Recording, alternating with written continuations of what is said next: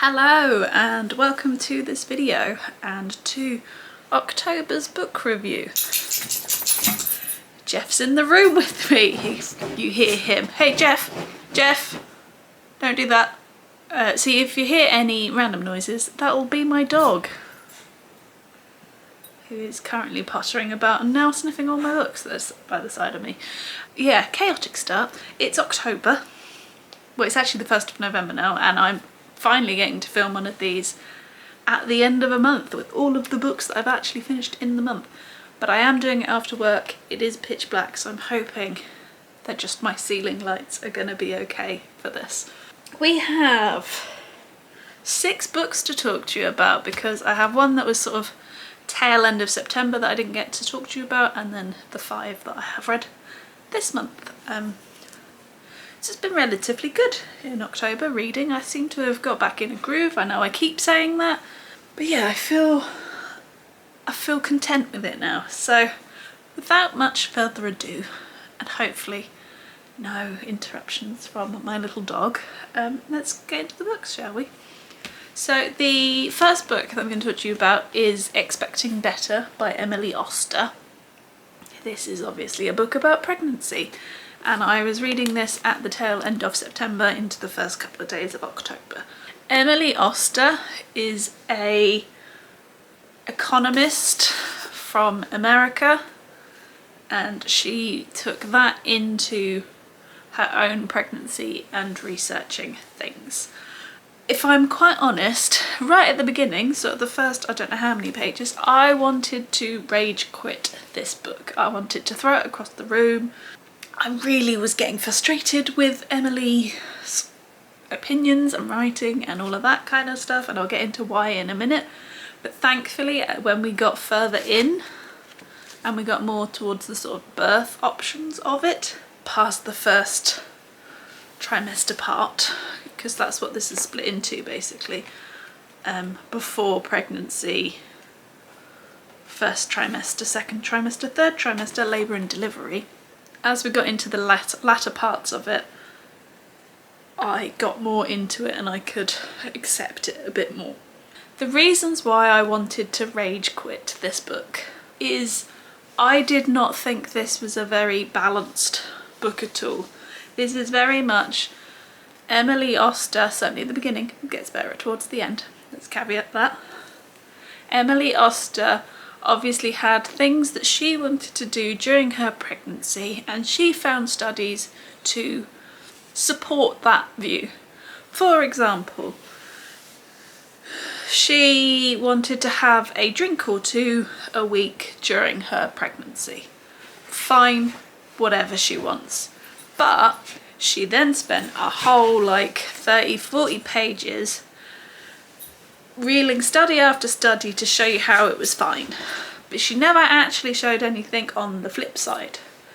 But then when it came to smoking, which is something that she doesn't do, and again we all know, not great for a baby, she did the opposite. So she gave all these studies of why smoking is bad, and then nothing.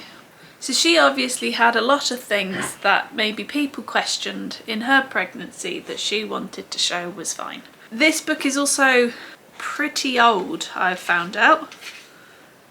So it was first published in 2013, and when I had a skim of the sources, there weren't many, if any, that were newer than 2012, and obviously that's 10 years. That's 10 years of research into pregnancy that is not covered in this book.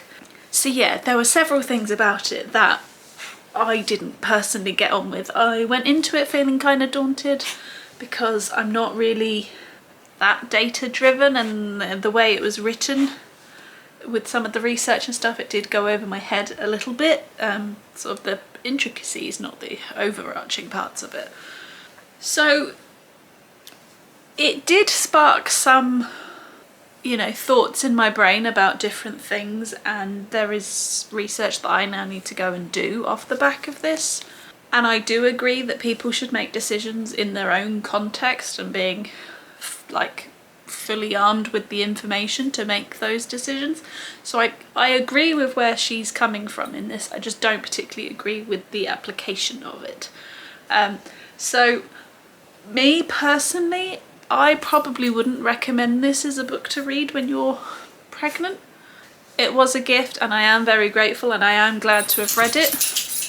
It's just not one that I personally would probably recommend because there were so many issues for me around it. But there we go, that was Emily Oster and Expecting Better. Now, as I said at the end of September's book review that I was going to do a Halloween adjacent sort of TBR, and that meant that I was going to read books that had, you know, ghosts, witches, vampires, all of that kind of stuff in it, but they weren't necessarily spooky. And the first of those was The Dead Romantics by Ashley Poston. This is a very hyped book on the internet, and we are following our main character Florence, who is a ghostwriter for a very popular romance author. She's been drafted in to write like the last 3 books in a series because the author didn't feel like she could. Florence has gone through a really bad breakup and doesn't feel like she can write romance anymore. Oh, my lights are flickering when I'm talking about spooky things. So she goes to her new agent. Her new is agent, publishing agent, what? Editor. So she goes to her new editor, Benji, to ask for a extension on her deadline. So her editor says no. Obviously that causes some more issues. She then, family emergency, which means that she has to go home. Her home happens to be a funeral home, and lo and behold, her new editor turns up and happens to be a ghost. So we're looking at a romance between a woman and a ghost, which, hey, if that doesn't scream Halloween, what does? I enjoyed this book a lot. I have read Geekerella, there's somewhere over here, by the same author, enjoyed that. I do like her writing style. I liked the sort of supernatural elements to it. I liked that Florence, our main character, didn't have your sort of traditional upbringing, what with being essentially living in a funeral home and dealing with that kind of death situation, which appealed to me because my childhood wasn't particularly standard either. We made bathrooms into studies, all sorts of things like that. My dad is a vicar, so that meant moving. Coincidentally, he was also an undertaker for a while, so similar things around here and all of that kind of stuff. So I liked that she had a slightly unusual upbringing, but the family dynamic was so close and so bonded, which again comes with that kind of strange upbringing I've found. And it was largely that sort of family relationship that appealed to me most in this book, although I did find Florence and Benji as a couple really easy to root for, and that I wanted them to, you know, make the most of things despite their unusual setup being, you know, one's a ghost. Yeah, obviously with this set in a funeral home, and we do have the death of a parent in this, so there is a lot of exploration on grief and that kind of thing, but it's not done in a sort of maudlin way. Again, from being around my dad and some of his people that he worked with when he was an undertaker, they have a very dark sense of humour. A lot of things are made a joke, obviously not with the families, that would be unprofessional, but between them obviously they're dealing a lot with death, so they need that kind of light relief, and that came across in this, which I really liked as well.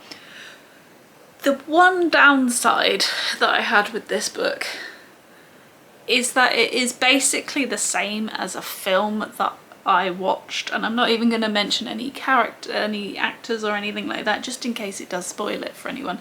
But there is a film with a very similar plot line to this, and this follows pretty much the same thing, so I knew very early on what was going to happen and how it was happening and what was going on, which was disappointing for me. That film came out a long time ago. I was a teenager when that film came out, so it's not a new concept, which was a shame because I was really looking forward to this book and I did enjoy what I read. It's just I couldn't completely get swept up in the hype as other people may have because I just knew what was going to happen. So yeah, would recommend it. The Dead Romantics by Ashley Poston. Continuing with the theme, we then went to The Kiss Curse by Erin Stirling.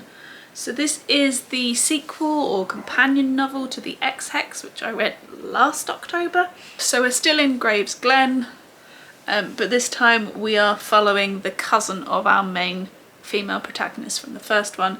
So this is Gwen. Is it Gwyn or Gwen? She's Guinevere, so maybe it's Gwyn. So we're following her. She's obviously still working in her shop when the brother of our male protagonist in the first book comes to town and opens a rival shop opposite. Things start happening, her magic starts going awry, and obviously there's a romance and a bit of jeopardy. And in case you wanted to know, the tagline of this is always practice safe hex. So that gives you an idea. It's a light-hearted witchy read, and it's the kind of spooky season read that I like because I don't do scary things, but a romance with a witch is always fun. I'm not sure it's quite as compelling or enjoyable as the first. I do think I preferred The Ex-Hex. I can't really put my finger on why. I just did. But there were elements in this that I thought were quite original, but then there were also aspects that I found kind of samey from the first book. It was good to see Rhys and Vivian, who were those male and female protagonists from the first book, if only for a little bit, and I did like the relationship that developed between Gwyn and Wells in this one. This is more of a enemies to lovers, rivals to lovers kind of book, which is not my favourite trope, which possibly why I didn't enjoy it quite as much as The Ex-Hex, because that's a second chance romance, which is more my thing. But it was still enjoyable, and I do think this one is potentially a little bit more steamy than the first. So overall, as I said, enjoyable. To be fair, probably a little bit forgettable, but it was worth a read in October. And I do have to say, Sir Percival, the talking cat, best character in it, needs his own book. And yeah, the one thing actually is that the pacing was a little bit off with this one as well. So combine that with my probably least favourite trope in a romance book. That's possibly why I didn't like it quite as much as the first. But as I said, still had a good time. It's short, it's a quick read, and yeah, that's The Kiss Curse by Erin Stirling. We then went back to ghosts, and I read Rivers of London by Ben Aaronovitch. I can't remember whether it was September or the one before that I said I was going to try and read some more of my older TBR books. This is one of them. I picked this up on our free shelf when we lived in the flat in Sheffield. So we're coming up to a year that I've had this one. And this is following our main character Peter. He works in the police and gets drafted into the sort of supernatural branch of it. He works for the Met but is drafted into that after a murder takes place and he takes a witness statement from a ghost. See the theme I'm going with here. And that's sort of what you get from this blurb. I thought it was going to be a mystery featuring him and a ghost as a sort of partner. That's what I took from the back. It is nothing, absolutely nothing like what the blurb states it as, and that really got on my nerves. The other thing that really got on my nerves is that it has incredibly long chapters, and I do not like a book with long chapters, particularly a book that is not what it says on the back, with long chapters.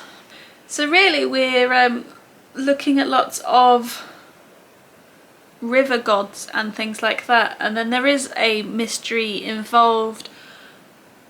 There is a supernatural element to it. He doesn't work with the ghost. It all got a bit confusing, if I'm honest. It probably could have been a really good book and a really good mystery, but it just suffered from the fact that Ben Aaronovitch seemed to feel like he had to be so verbose in what he was saying. There was so much like gumph in his descriptions and stuff that you just got taken away from the action and you just lost the story. The writing was not for me. Where he could have used a word that I would have understood better, he used something bigger, Jeff, which then made me go, do I know what that means? So yeah, I then had to try and work out what was happening. And then because he went on all of these sort of tangents and rants and long-winded stuff, the pacing was just very off. Of all the books that I've read in... Come here. Of all of the books that I read in October, this was by far the worst, and the one that I definitely wouldn't recommend. It's also part of a series, so I won't be continuing with that either. But I have been intrigued by it for a while because I thought it was, you know, a mystery where we joined up with a ghost. So to get it for free and to give it a go, I am happy. I just won't be revisiting this world at all. So yeah, Rivers of London by Ben Aaronovitch. Right, we're nearly there, 2 more to go. So the next book that I read, and the one that took me quite a while because it is quite chunky, and also came at the same time that we were going away and things, is City of Bones by Cassandra Clare. This, again, very old publication now. It came out in sort of peak Twilight time. 2007 this was published, and I really wish that I'd read this at that point, because I think as a, what would I have been at that point, 16-year-old, 17-year-old, one of those, I would have absolutely loved this. We are following our main character, if you don't know, I mean most people have read this before me. We're following our main character, Clare. Her name is actually Clarissa, so that's why we're going with Clare.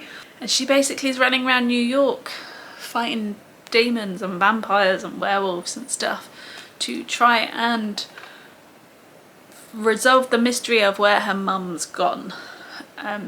So this is the first book in the Mortal Instruments series, and we are introduced to the world of the shadow hunters and things like that.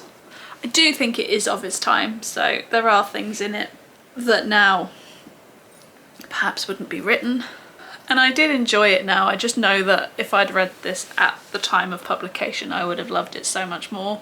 I would say that because it is a series and it is a, how many book, 2, 4, 6 book series, that the ending does end on a bit of a cliffhanger, which is kind of annoying because it does mean that if you want to know what happens, you do have to pick up the next books. I would be tempted, although not to spend lots of money on them. But I did enjoy this enough to want to carry on with the series. Although it is quite a chunky book, we are looking at over 500 pages in this one. There are enough sort of twists to it to keep you going, but I would say that as we geared up to a twist, so you knew something was coming, I guessed it every time. Again, I don't know whether it's because I am of the age of Twilight and that kind of book, so know kind of what is expected in these from that era, or whether it just was kind of obvious, I'm not sure. But I wouldn't, it was a little bit annoying that I could guess them all. Nothing came as a shock to me. But as I said, even as a chunky book, well paced, well written, enjoyable. Liked the world building that we had.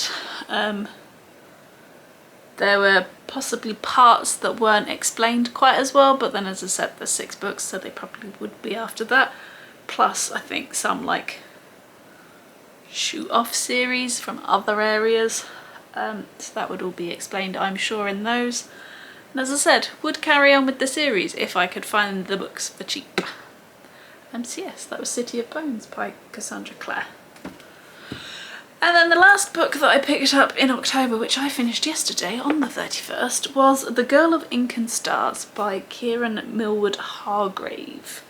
This is a middle grade book. We're following our main character Isabella, whose best friend, I think on here it says disappears.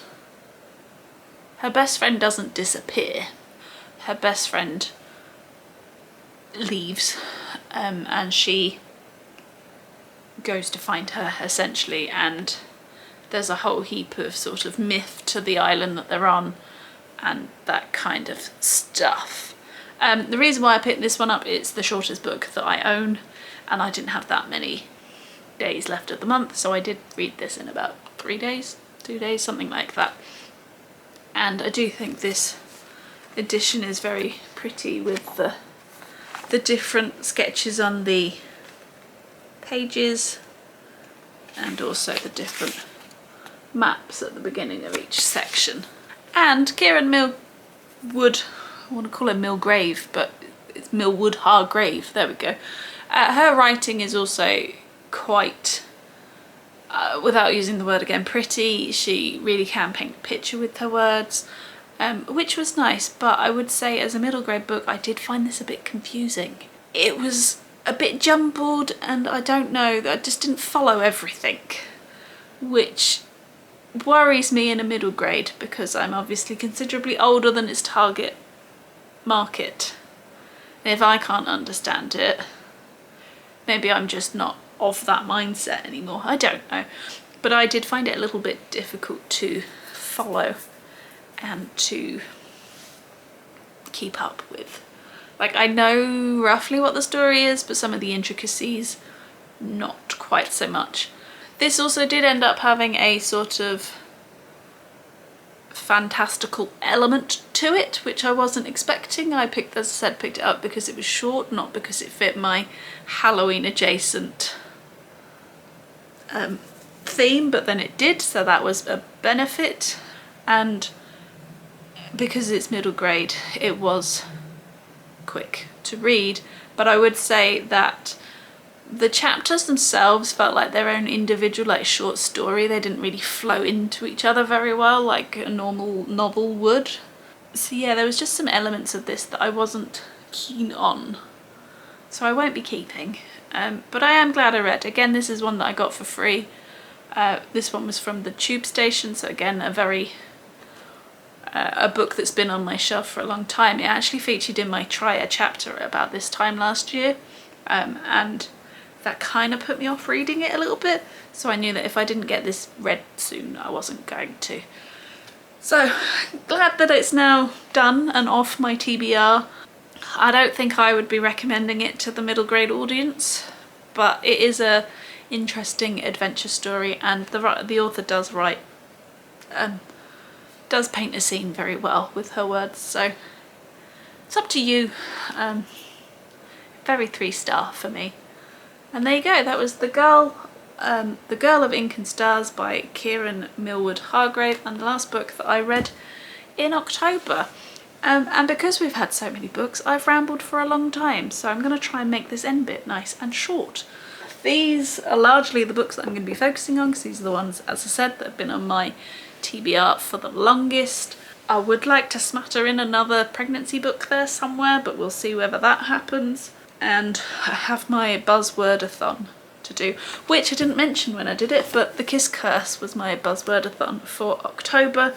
You had to use, like, I can't remember the exact thing, but you needed something with some sort of spell or spookiness in it, so curse was the word that I chose for that one. So yeah, if you've enjoyed this video, give it a thumbs up. If you have any comments about the books that I've shown today, if you really disagree with me or agree with me, let me know in the comments below, and I will be with you again next month for another book review, so hit that subscribe button to see what I'm reading then, and I will see you in the next one. Bye!